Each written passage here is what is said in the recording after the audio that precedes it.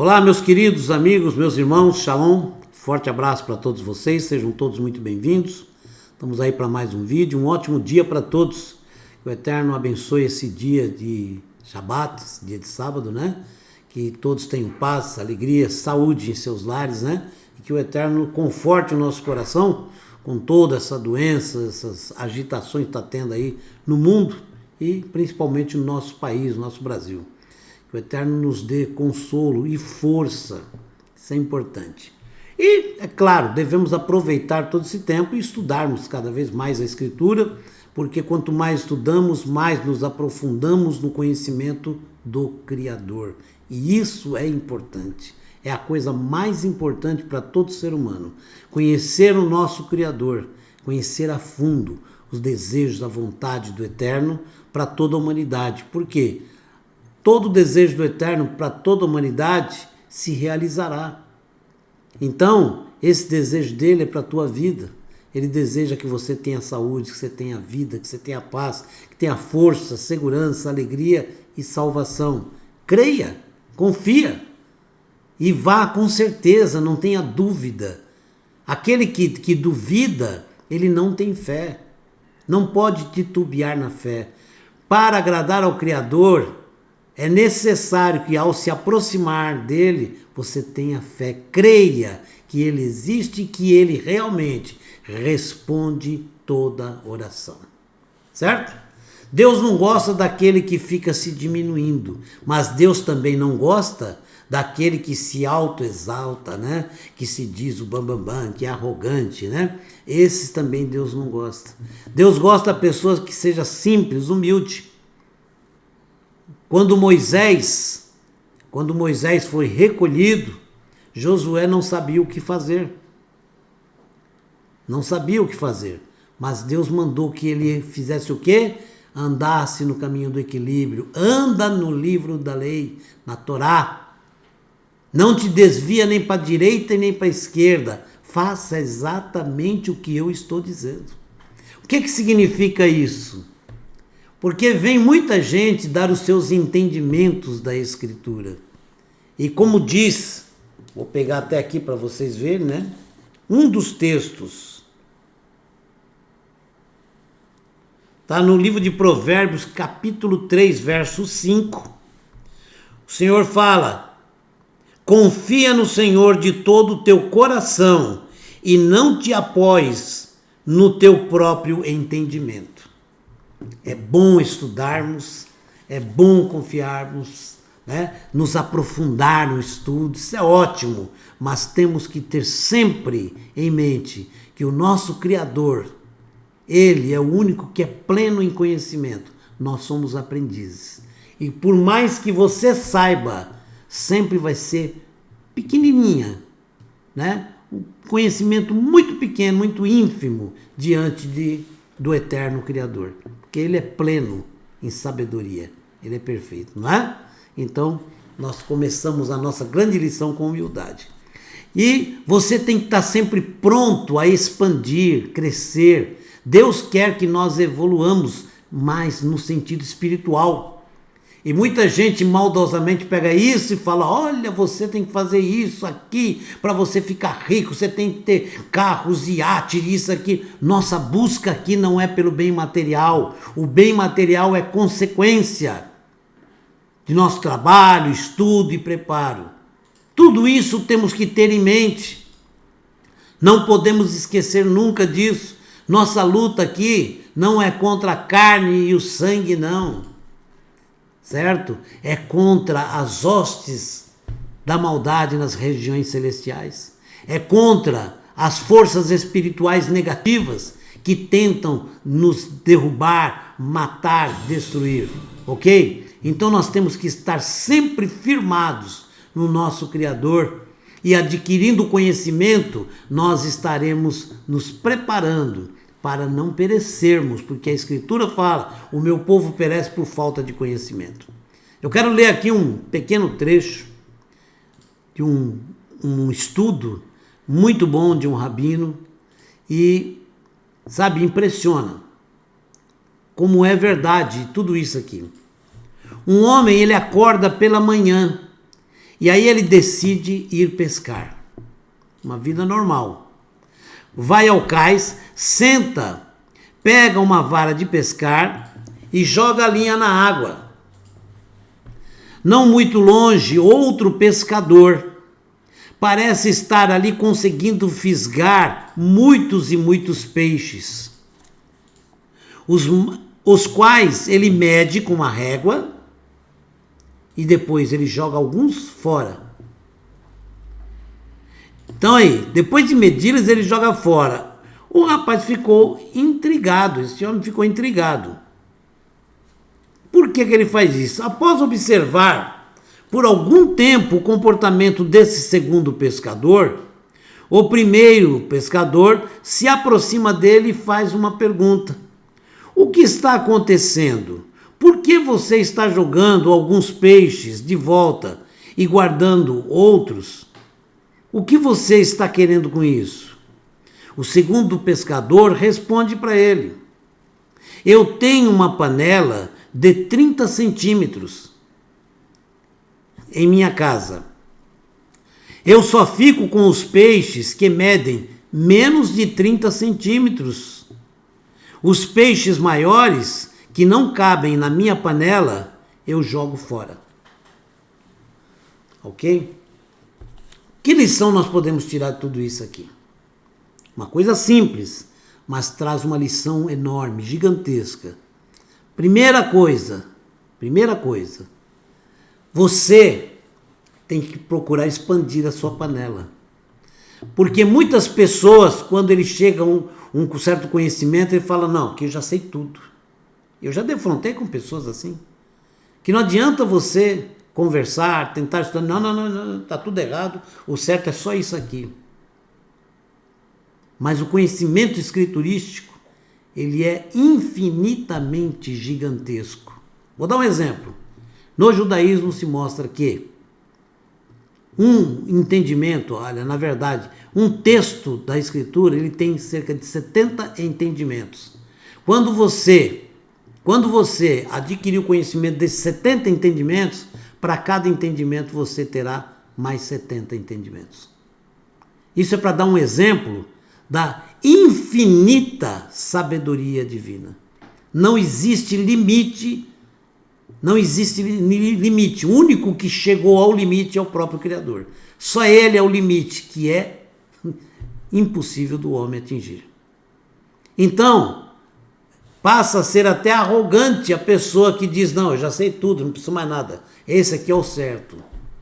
A Escritura não fala isso.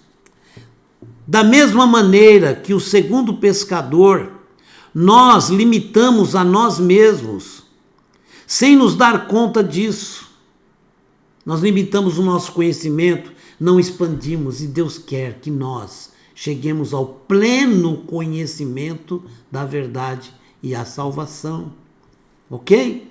Deus quer que nós chegamos ao pleno conhecimento. Significa que você vai aprender a vida inteirinha, até o último suspiro, até o último segundo de vida. Certo? Ficamos tentando fazer com que a infinita abundância de Deus através do universo caiba em nossa pequena panela. O universo quer nos dar tudo que Deus assim nos oferece. Mas não conseguimos receber tudo o que está disponível para nós em matéria de conhecimento. O que aconteceria se expandíssemos nosso recipiente em vez de colocar limites em nossa abundância? Podemos obter mais em nossa vida se nos tornarmos mais do que somos. Tudo isso aqui eu estou falando no sentido espiritual, no sentido de conhecimento. Ok? Aí muitas pessoas falam, mas aqui também você tem que lutar pelo pão. A Escritura fala, busca o reino dos céus e a sua justiça, e tudo mais vos será acrescentado. Então o Criador já está falando que tudo que é necessário é acrescentado. Ele nos capacita a ser engenheiro, a ser bom mecânico, a ser um policial, a ser muita coisa, e aonde você vai ter o seu ganho. Deus tem um plano para cada um. Feliz é o homem que aceita os planos de Deus na sua vida. Mas quando o homem não aceita os planos de Deus, ele traça os seus próprios planos. E a Escritura fala que ele pode se dirigir diretamente para um abismo. Certo? Podemos obter mais em nossa vida se nos tornarmos mais do que somos, em sentido espiritual. Muitas vezes fico espantado com o quanto nossa forma de pensar pode ser pequena, limitada. Muitas vezes, eu sempre gosto de falar isso, eu respeito todas as religiões, toda religião, existem as pessoas, todas as pessoas estão ali buscando uma coisa em comum, buscando se aproximar do Criador, buscando a salvação, todas as pessoas, não é? Mas, infelizmente, o sistema religioso usa de má fé, em muitos sentidos, e muitas vezes acaba afastando as pessoas do Criador, porque usa métodos apenas materialistas. E muitas vezes ele disciplina as pessoas, acaba viciando as pessoas a buscar materialismo. Eu tinha alguns amigos que, conversando, é o que eles mostravam: não, meu Deus é rico, eu tenho que ter carro importado, eu tenho que ter apartamento de cobertura, eu não tenho que ser pobre, eu tenho que ser rico, porque meu Deus é rico, é dono de tudo. Mas não é assim que a Escritura fala. Nós tivemos homens muito ricos na Escritura. Nós vemos lá Abraão, Isaac, Jacó, que foram pessoas ricas. José do Egito sofreu muito, depois se tornou o segundo no poder do Egito. Se tornou um homem rico, forte, poderoso. Mas nós temos aí os profetas, homens ungidos por Deus.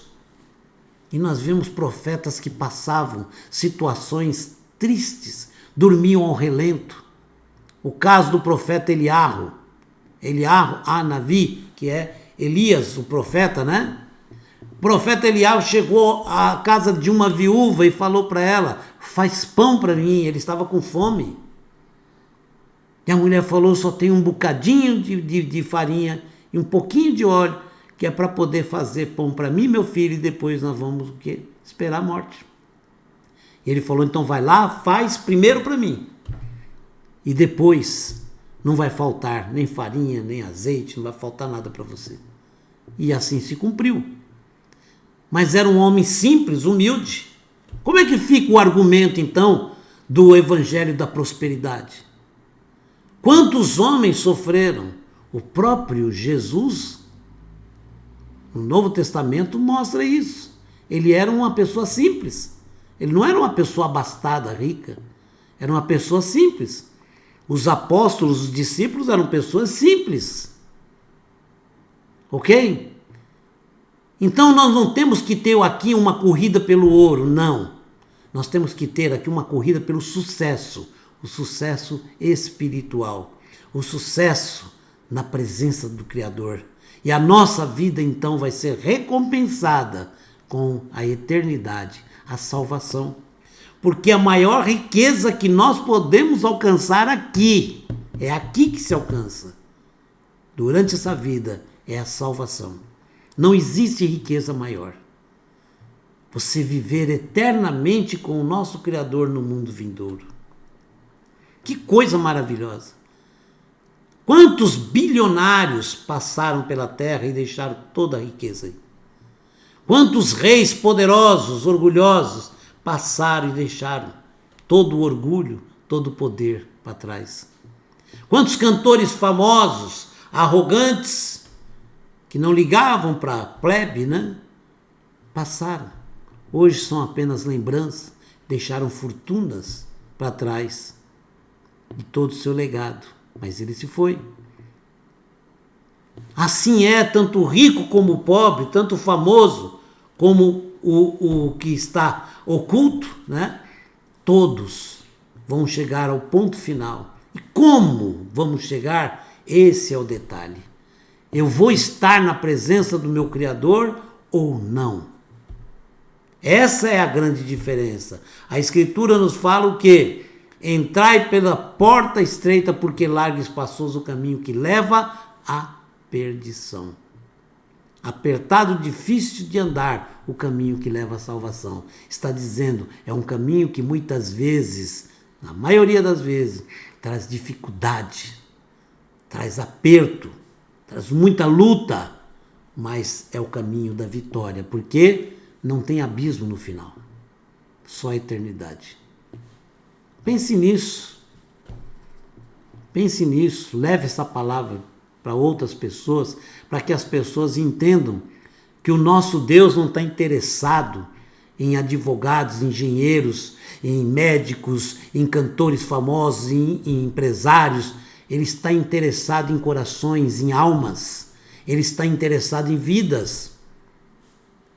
E se você quer ser uma dessas profissões, você pode alcançar. Você se esforça e Deus te abençoa. Ele promete isso. Mas o que Deus quer é a tua alma. Ele quer a tua obediência, o teu amor. Achegai-vos a mim e eu me achegarei a vós. Mas Deus já está dizendo, primeiro vocês vêm. E aí eu me achego a vocês. Então nós temos que tomar uma direção na nossa vida, e essa direção tem que ser espiritual. Por quê? Não sabemos nosso dia e nossa hora. Não sabemos de que forma nós vamos partir, nem quando. Mas sabemos que isso vai acontecer. Então eu tenho que estar constantemente, 24 horas por dia, preparado para o encontro com o Senhor, para o encontro da eternidade. E aí, do jeito que eu tiver, é como eu vou me apresentar. Que o seu recipiente esteja expandido, capacitado a receber peixes maiores, a receber mais conhecimento. E você, a cada dia, parar e pensar, eu preciso aprender mais. Eu sei pouco, eu preciso mais. Eu sei muito pouquinho. Eu não quero saber mais do que os outros, não. Eu quero aprender mais, simplesmente. E o meu Deus me concederá e honrará a minha fé e o desejo do meu coração. Que o Eterno te abençoe, te guarde, conceda muita paz, alegria, vitória a todos nós. Preparem-se, estamos no tempo do fim. A nossa redenção está logo ali. Canaã é logo ali. Shalom, forte abraço.